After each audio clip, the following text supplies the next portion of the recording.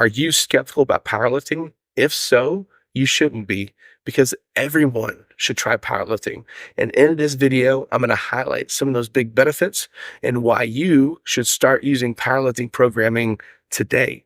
My name is Joseph Lucero. I'm with Powerlifting Technique. Whether you're a bodybuilder, physique athlete, strongman, or just an ordinary person, everyone should consider and everyone should be performing some type of powerlifting programming in their routine. And like I mentioned throughout this video, we'll highlight the benefits and then give you a couple tips at the end included to help you learn how to integrate powerlifting into your routine. Powerlifting, if you're not familiar with it, is a sport that focuses on three movements: the squat, the bench, and the deadlift. You got a leg movement, a pushing movement, and a pulling movement. And interestingly enough, powerlifting's main movements, the squat, the bench, the deadlift, are some of the main movements that should be in most, if not everyone's program, because everybody should learn how to squat. Everyone should learn how to bench, and everyone should learn how to deadlift. Because if you use all three of those movements correctly and efficiently, you're recruiting practically your whole anatomy, your legs, your hips, your chest, your back, etc. That's one of the main benefits behind powerlifting programming. It doesn't have to be done with a crazy intensity, like sets of 3 at 90% and things like that.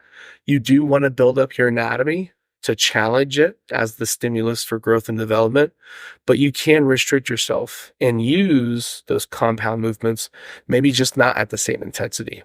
So one of the main benefits of using powerlifting in your programming is powerlifting-based movements recruit almost all of your anatomy. And another benefit of using powerlifting programming is that if you can learn how to squat and bench and deadlift correctly in your program, you're going to maximize the density of those muscle fibers. Because here's the thing, I've mentioned this in other videos before, and I'm going to mention it again. Someone with a big chest might not have a big bench press, but someone with a big bench press is going to have a big chest.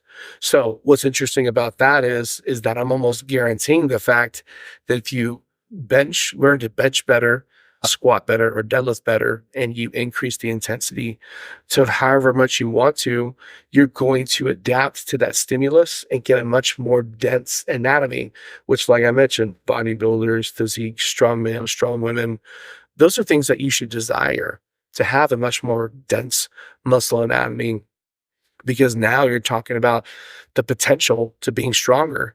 But what about a common person who isn't training for those things?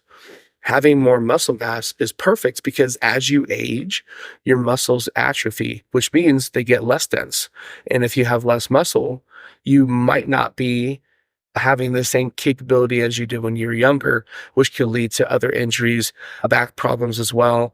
There's a statistic that 80% of adults have back problems. And I think maybe it's because their muscle anatomy is not as developed as it should be. And if you want to developed anatomy, you probably want to consider squatting, benching, and deadlifting to some degree. And one of the main, most important benefits of using powerlifting programming is the fact that when you squat, bench, and deadlift, those three movements, those are compound multi-joint movements, which means they use a lot of muscle, which means when you integrate those at the beginning of your workouts, so like if I start leg day with squats, or bench day, or chest day with bench, or back day with deadlift, using a lot of muscle, which fatigues the anatomy early, which helps you put yourself in an anabolic state of growth throughout the workout, or it helps you become more anabolic because of the effects of the workout. Imagine going to the gym and doing chest day and just doing chest flies and cable push downs, etc. If you're not using multiple joint movements, compound movements with a lot of muscle, then you're not getting as tired as you should be. And science tells us that if you want to grow the anatomy, it's got to be exhausted almost to failure. And if you can integrate those compound movements, you're going to exhaust your muscles much faster and earlier in the workout. So the rest of the workout has potential to have more of an anabolic based result after the fact. That science-based intervention is really helping you grow grow and develop yourself. So if you're not sure how to integrate powerlifting, I would tell you this. If you're going to go work out, try to do 5 to 6 movements. Let's say 5. And the first 2 should be powerlifting based. So what you could do is maybe on a back day, because deadlifting is a back movement, a pulling movement, you could do deadlifting and then a variation of that powerlifting movement. You can go from deadlifting, you can go to speed deadlifting, you can go, it's like an RDL as well. And then the 3 movements afterwards should be like bodybuilding isolation based movements. One of the things is sometimes they tell powerlifters should train like bodybuilders and bodybuilders should train like powerlifters, just to go back and forth on like your intentions of movement. But I really think if you want to integrate powerlifting correctly, you should probably do, for example, 2 powerlifting movements, and then the rest of the workout should be like isolated single joint movement, bodybuilding type movements. And then from there, you have a basis on where to begin with your stuff. So if you like this video and want to learn more, check us out at powerliftingtechniques.com. Subscribe, like, send this video to someone else, and hopefully we'll catch you next time.